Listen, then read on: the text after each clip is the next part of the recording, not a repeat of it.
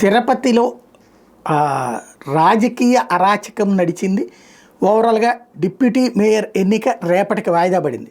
YSR Congress party వాళ్ళు చిట్ట చివరిలో గేమ్ ప్లే చేసి ఎన్నికకి హాజరు కాకపోవడంతో కోరం లేక సభకి సంబంధించిన నిర్వహణ అవసరమైన సభ్యులు రాకపోవడంతో వాయిదా వేశారు ప్రిసైడింగ్ అధికారి బన్సల్. అయితే ఇక్కడ అసలు పాయింట్ ఏంటయ్యా అంటే వైసీపీ అక్కడ దాదాపుగా ఒకటో రెండో ఉన్నటువంటి తెలుగుదేశానికి, కానీ ఆ సీటుని క్యాప్చర్ చేయడానికి ప్రయత్నించింది. తెలుగుదేశంకి సంబంధించినటువంటి ఒక నాయకుడికి సంబంధించిన హోటల్లో అనేక మంది కౌన్సిలర్లను తీసుకెళ్ళి పెట్టారు.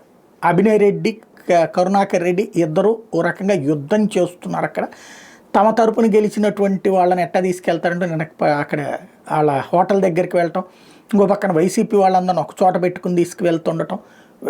ఇవాళ కరెక్ట్గా ఎన్నిక జరిగేటటువంటి సందర్భంలో వైసీపీ వాళ్ళందరినీ తీసుకెళ్తున్న బస్సు దగ్గర ధ్వంసం ఘటనలు, అద్దాల ధ్వంసం లాంటి ఘటనలు ఇవన్నీ చోటు చేసుకోవడం. ఫైనల్గా ఒక ఉద్రిక్తత మధ్యన గ్రాబ్ చేయాలని తెలుగుదేశం అనుకుంటోంది, కంట్రోల్ చేయాలని వైసీపీ అనుకుంటోంది. ఇక్కడ తండ్రి కొడుకులు రోడ్డెక్కి కూర్చున్నారు. అటు పక్కన వచ్చేటప్పటికి తెలుగుదేశం జనసేన కలిసి కథ నడిపే ప్రయత్నం చేస్తున్నాయి. ఏదైతే అనైతిక రాజకీయం అగ్రభాగానికి చేరినటువంటి సందర్భంలో వీళ్ళు ఇక కొత్త వ్యూహం అనాల.